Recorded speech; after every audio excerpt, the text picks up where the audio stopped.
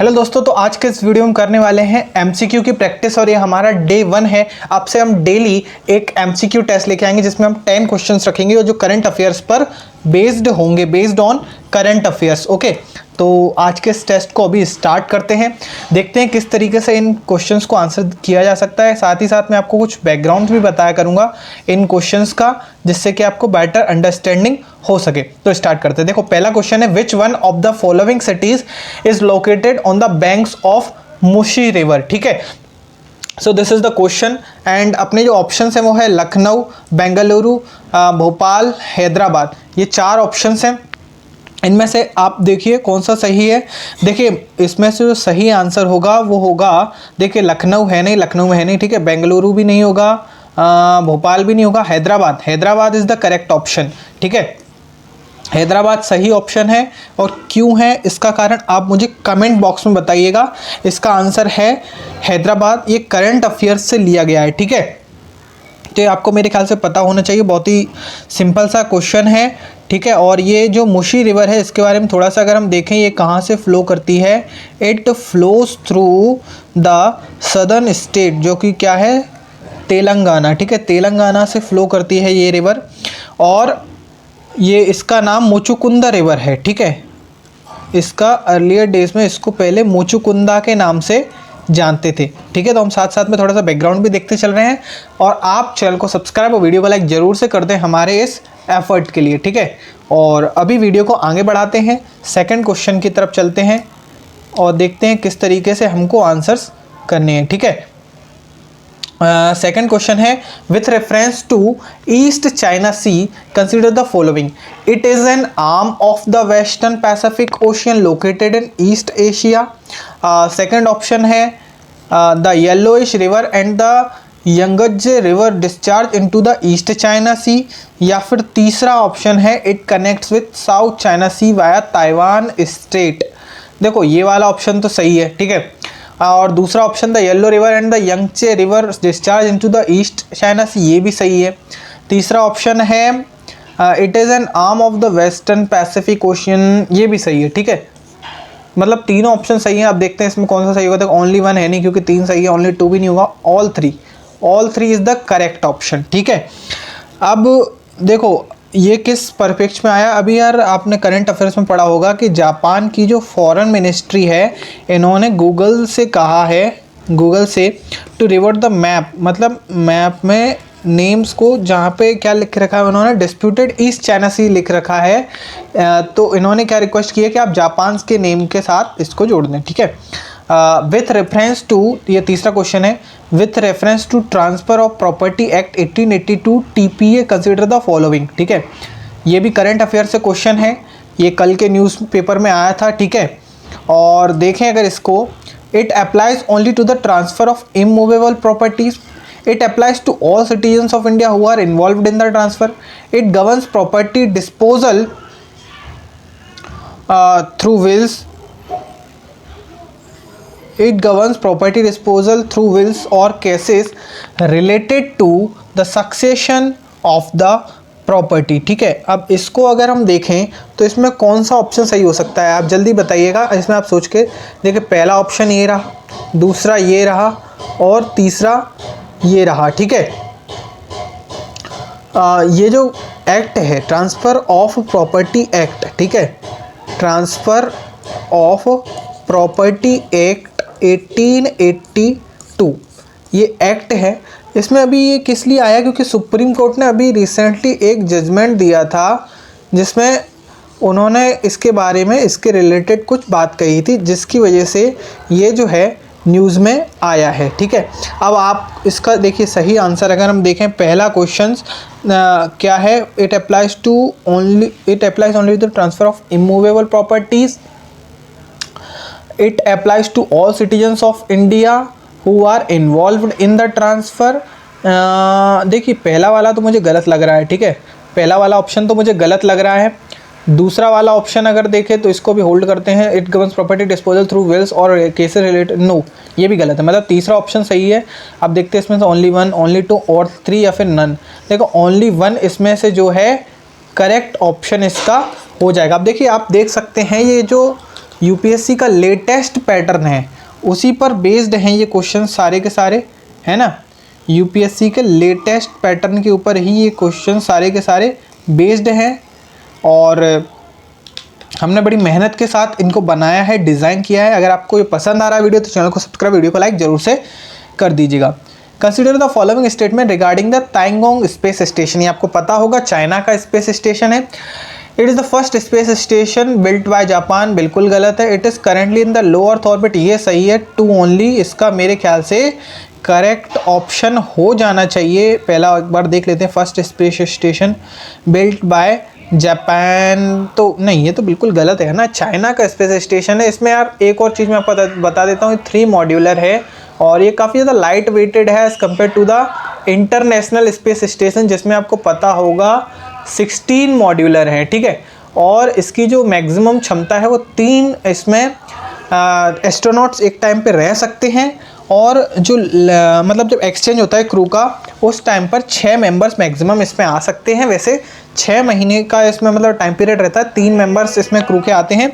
और ये इसलिए आया था क्योंकि रिसेंटली चाइना ने अपना यंगेस्ट अभी तक का जो है क्रू मेंबर्स इसमें सेंड किए हैं, ठीक है, जिसकी वजह से ये न्यूज़ में आया था। अब the Melghat tiger reserve lies in, ये महाराष्ट्र में लाई करता है, इसमें देखने की ज़रूरत ही नहीं है। ये कुछ देखो, कुछ क्वेश्चंस ऐसे होते हैं जिनमें हमें ज़्यादा सोचने की ज़रूरत नहीं होती है और आपको सोचना भी नहीं चाहिए क्योंकि इन क्वेश्चंस में जो बाकी जो बच्चे हैं ना, they are far better than you, others are far better than you, है ना। तो इन क्वेश्चंस में आप टाइम नहीं ले सकते, इन क्वेश्चंस में आप टाइम नहीं ले सकते, इनमें तो आपको डायरेक्ट पता होना चाहिए महाराष्ट्र, ठीक है। अब ये भी करंट अफेयर्स से, सारे के सारे क्वेश्चंस मैंने करंट अफेयर से लिए क्योंकि आपको पता है स्टैटिक के क्वेश्चंस तो आपको किसी बुक में ही मिल जाते हैं, लेकिन करंट अफेयर्स के क्वेश्चन आपको किसी बुक में नहीं मिल पाते, वो किसी वेबसाइट पर या किसी चैनल पर जैसे शक्ति यूपीएससी पर ही आपको मिल सकते हैं, ठीक है। अब जैसे ये देखें question number 6, with reference to the Pichwai paintings consider the following statement. It is a traditional style of painting originated in the state of Gujarat, ठीक है। अब द सेकंड क्वेश्चन है, सेकंड ऑप्शन है, the main theme of this painting revolves around the lord Krishna's life. Artist use stone pigments for this style of painting. अब इसमें से हमको ये देखना है कितने इसमें से सही हैं, ठीक है। तो इसमें पहला क्या, it is a traditional style of painting originated in the state of Gujarat, revolves around the life of Lord Krishna, ठीक है। देखो इसमें जो सेकंड वाला ऑप्शन है, मैं एक्चुअली कलर को चेंज करता हूँ 2 मिनट। इसमें जो सेकंड वाला ऑप्शन है ये Lord Krishna's life revolves around the road, इसमें जो मेन फीचर्स है इस पेंटिंग का, मतलब जो पिचवाई पेंटिंग्स हैं, पिचवाई पेंटिंग्स जो हैं इनका जो मेन फीचर है वो यही है कि क्या करते हैं, various stages of Lord Krishna's life, मतलब भगवान कृष्ण की लाइफ के वेरियस स्टेजेस को यहाँ पे दर्शाया गया है। उनको यहाँ पर इसके मेन फीचर से ही ये हैं, ठीक है। तो मतलब सेकंड वाला ऑप्शन तो इसका बिल्कुल सही हो जाएगा। एंड अगर हम तीसरा स्टेटमेंट देखें, अगर artist use stone pigments for this style, stone के ही पिगमेंट्स या दे हैव यूज्ड, तो मतलब इसमें से सेकंड और थर्ड सही है और फर्स्ट वाला मुझे याद नहीं आ रहा है, तो इसका मतलब मुझे लगता है गलत है। तो इसमें मैं सेकंड और थर्ड को सही मानता हूँ, इसलिए इसका जो सही ऑप्शन है वो हो जाएगा 2 और 3 यानी कि ओनली 2, ठीक है। मतलब ये वाला ऑप्शन गलत है, आप सर्च भी कर सकते हैं, मुझे 100% पता है कि ये क्वेश्चन गलत है इसका, ये वाला ऑप्शन सॉरी, और सेकंड और थर्ड जो है यही सही है, ठीक है। और अगर हम देखें सरस आजीविका मेला, ये भी करंट अफेयर्स का ही क्वेश्चन है, 1-2 दिन में अभी न्यूज़पेपर में आया था। Saras Aajeevika Mela recently seen in the news is an initiative of Ministry of Education, Ministry of Science and Tech, ठीक है, या फिर Ministry of Tribal Affairs, Ministry of Rural Development. नाम से ही मुझे थोड़ा सा लग रहा है कि मिनिस्ट्री ऑफ रूरल डेवलपमेंट, और इसका सही ऑप्शन भी मिनिस्ट्री ऑफ रूरल डेवलपमेंट ही है, ठीक है, MORD, ministry of Rural development. और ये जो है ना, ये एक इनिशिएटिव है किसके तहत, इसके तहत दीन दयाल अंत्योदय योजना, मैं शॉर्ट में लिख रहा हूँ, दीन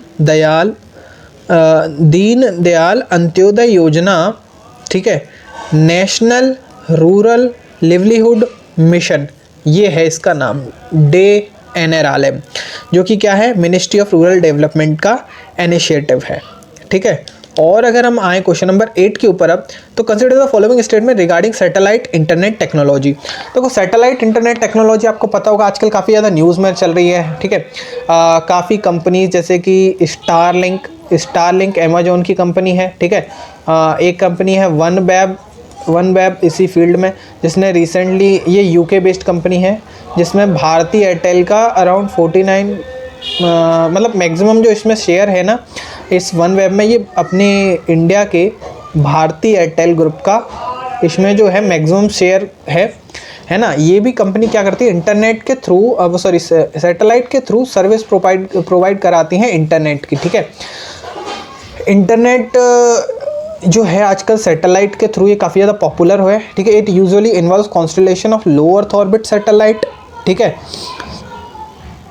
या फिर it does not require telephone cables for its communication, ये ऑप्शन तो बिल्कुल सही है।